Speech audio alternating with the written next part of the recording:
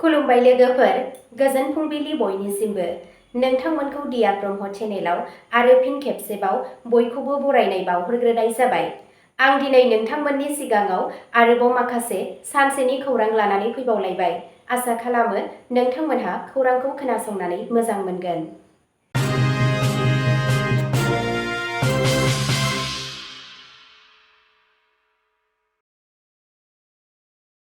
दिनैनि गाहाय रादाबफोराव दङ। आसाम पुलिसआ बाक्सा दाङाबाजिनि जाथायाव सा 9 सुबुंखौ सिनायथिदों आरो सानैखौ खानाय जादों। आसाम सरकारा साहा बागाननि खामानि मावग्राफोरनि हानि मोनथायनि थाखाय बिधान सभायाव मोनसे बिल लाबोगोन।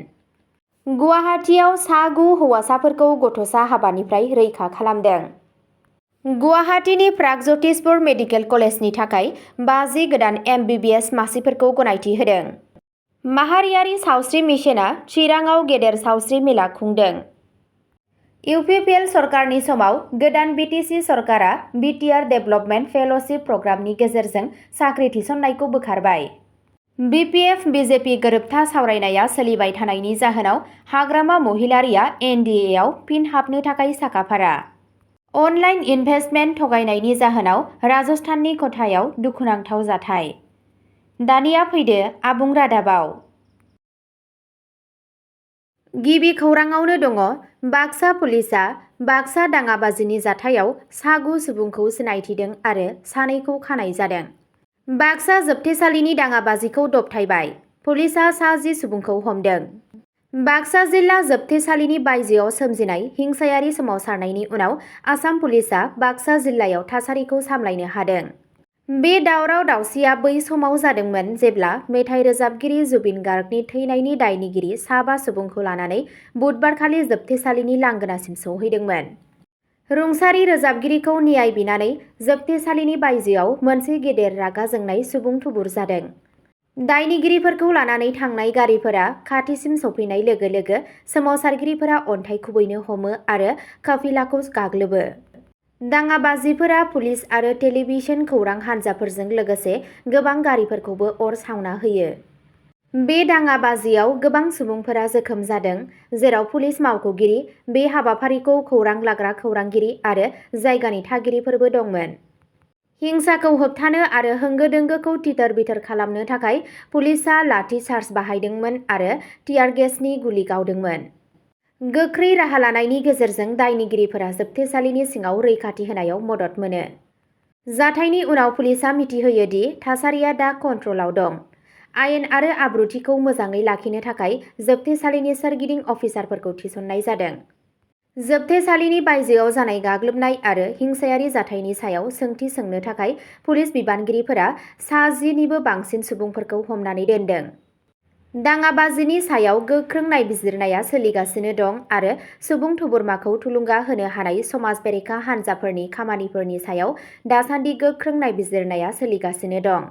हादोरसानि पुलिस डाइरेक्टर जेनेरेल DGP बिथाङा जुबिन गार्ग थैनाय जाथायनि सायाव स्पेशेल इनभेस्टिगेशन टीम SITआ गोथौवै नायबिजिरगासिनो दं होनना बिथाङा बुङो दि हादोरसानि पुलिस डाइरेक्टर जेनेरेलआ सुबुंफोरखौ गोजोन लाखिनो आरो आयेनारि खान्थिनि सायाव फोथायनाय लाखिनो खावलायो। नैथि खौराङाव दङ। आसाम सरकारा साहा बागाननि खामानि मावग्राफोरनि हानि मोनथायनि थाखाय बिधान सभायाव मोनसे बिल लाबोगोन।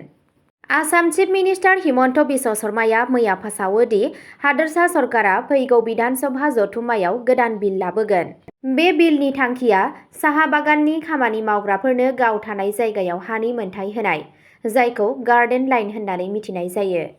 बे हाखौ सरकारा मावदांसाफोरनि मोनथायखौ गनायना लायो होनना गिबि मन्थ्रिया फोरमायो। बे थांखिया साहा हारि आरो आदिबासि हारिनि गोबां गोख्रों हेंथा होनायनि उनाव फैदों, जाय बिथांमोनहा साबसिन मुजुरि, शिड्युल ट्राइबनि थामान आरो हानि बिगोमाथिखौ दाबि खालामबोगासिनो दं। गिबि मन्थ्रिया हारिनि समाजारि आरो रांखान्थियारि जौगानायखौ जौगाहोनो थाखाय सरकारनि खोथा होनायखौ गोसो होनानै बुङो। गोदान बिधान सभानि जथुम्माया 25 नबेम्बरनिफ्राय जागायगोन, जेराव बे बिलखौ थिसननाय जागोन। थामथि खौराङाव दङ। गुवाहाटीआव सा 9 हौवासाफोरखौ गथ'सा हाबानिफ्राय रैखा खालामदों। कामरुप मेट्र' जिल्ला खुंथाय, गथ'सा लेबार टास्क फर्स आरो दिसपुर पुलिसनि मोनसे जथाय अपारेशनाव पुलिसआ सा 9 हौवासाफोरखौ बासायनायाव जाफुंसार जायो। हौवासाफोरखौ हेंग्राबारि आरो रुक्मिणीगाव ओनसोलनिफ्राय गेरेज, रेस्टुरेन्ट, मिथाइ गलाफोर आरो बायदि बायदि फालांगियारि जायगाफोराव खामानि मावबाय थानाय नुनो मोनो। रैखा खालामनायनि उनाव हौवासाफोरखौ अरायथा नङै थाग्रा खुलिसिम लांनाय जायो। बिसोरखौ दिनै 17 अक्ट'बर खालि गथ'सा अनसाय कमिटि (CWC) नि सिङाव उननि खामानिनि थाखाय गथायनाय जागोन। पुलिसआ गथ'सा मावदांसा आयेनखौ सिफायनायनि थाखाय साख्रि होग्राफोरनि बेरेखायै गिबि फोरमायथि रिपर्ट (FIR) बो रेजिस्टार खालामदों।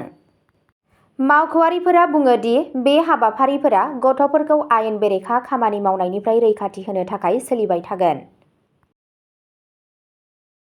ब्रैथि खौराङाव दङ गुवाहाटीनि प्रागज्यतिषपुर मेडिकेल कलेजनि थाखाय 50 गोदान MBBS मासिफोरखौ गनायथि होदों।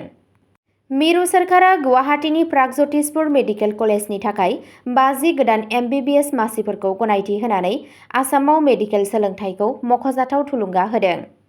बे थिरांथाया सोलोंथायारि बोसोर 2025-26 नि थाखाय फरायसालिमानि गासै गोहोखौ 50 निफ्राय 100 मासिसिम बांहोयो।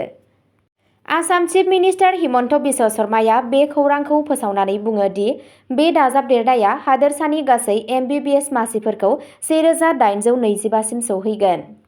बे थांखिया आसामाव सावस्रि जोथोन आरो फाहामथाय फोरोंथायखौ जौगाहोनो थाखाय सरकारनि सोलिबाय थानाय नाजानायनि मोनसे बाहागो। बाथि खौराङाव दङ माहारियारि सावस्रि मिशनआ चिराङाव गेदेर सावस्रि मेला खुंदों। चिरां जिल्ला खुंथायजों लोगोसे नेशनेल हेल्थ मिशन (NHM) आ सुश्रुषा सेतुनि सिङाव बिजनी फरायसालिमायाव मोनसे गिदिर सावस्रि मेला खुंदों।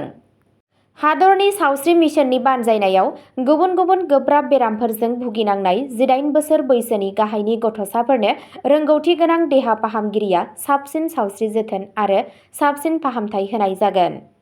बे मेगा हेल्थ केम्पासआव 18 बोसोर बैसोनि गाहायनि गथ'साफोरखौ जोनोमजों लोगोसे देहायारि गाज्रि थासारिजों मोगा-मोगि जानांनाय गथ'फोरखौ बेसेन लायाजासे सावस्रि आनजाद होनाय जादों आरो देहा फाहामगिरिनि सुबुरुन बादियै मोजां फाहामथाय लानो गोनां गथ'फोरखौ रायजोनि बायजोआवबो दैथायहरनाय जागोन।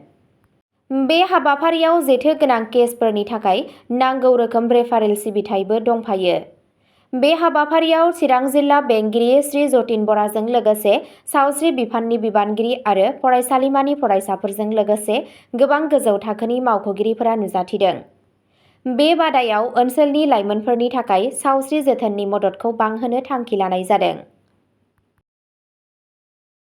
द'थि खौराङाव दङ UPPL सरकारनि समाव गोदान BTC सरकारा BTR डेभेलपमेन्ट फेल'शिप प्रग्रामनि गेजेरजों साख्रि थिसननायखौ बोखारबाय। बड'लेण्ड टेरिटरियेल काउन्सिल (BTC) निफ्राय मोनसे गोनांथार आपडेट। BTC आ गावनि BTR जौगाखां फेल'शिप हाबाफारिखौ फोजोबनो थाखाय मावख'आरि महरै फोसावबाय।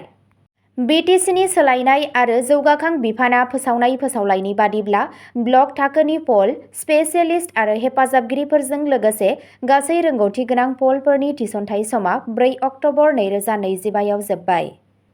खुंथायआ लोब्बा थानाय साफ्रोमखौबो बिथोन होदों दि थाबैनो गाव गावनि हाबाखौ फोजोबनो आरो गोनां लेखा बिलाइफोरखौ फोजोबनानै आफादजों गावसोरनि सोमोन्दोखौ नेमखान्थि बादियै फोजोबनो हागोन। स्निथि खौराङाव दङ BPF BJP गोरोबथा सावरायनाया सोलिबाय थानायनि जाहोनाव हाग्रामा महिलारीआ NDA आव फिन हाबनो थाखाय साखाफारा।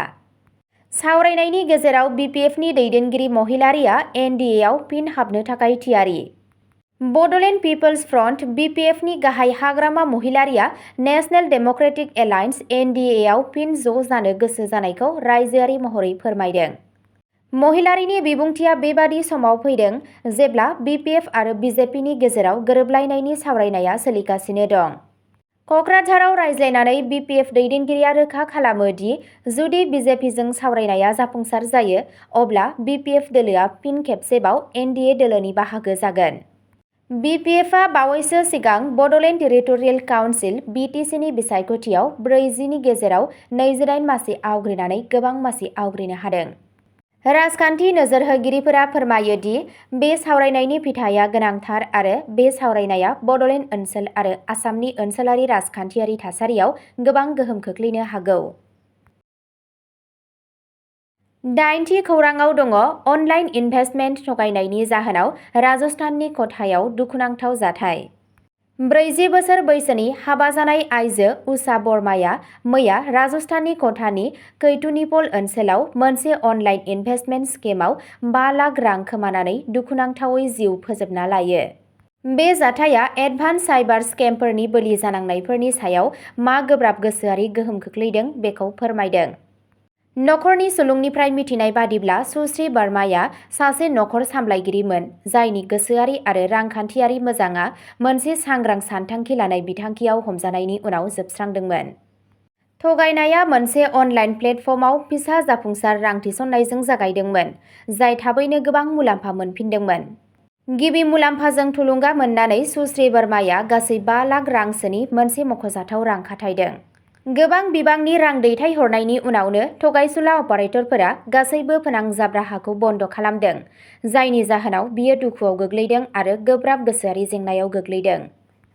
जाथायनि सायाव बिथा खालामनानै कैथुनिपल थानानि पुलिसआ केस रेजिस्टार खालामदों। फारसेथिं नखरनि सुबुंफोरा पस्टमर्टेम आनजाद नायनो नेवसिगारदों। पुलिसआ साइबार थगायनायनि सायाव नेमखान्थि बादियै नायबिजिरनायखौ जागायदों, जाहाथे दायनिगिरिफोरखौ सिनायथिनो आरो हमनो हायो।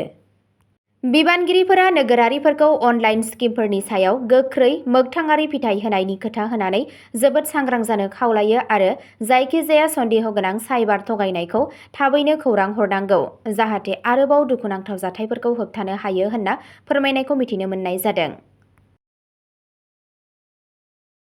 अब्ला दिनैनि खौराङा एसेनोसै।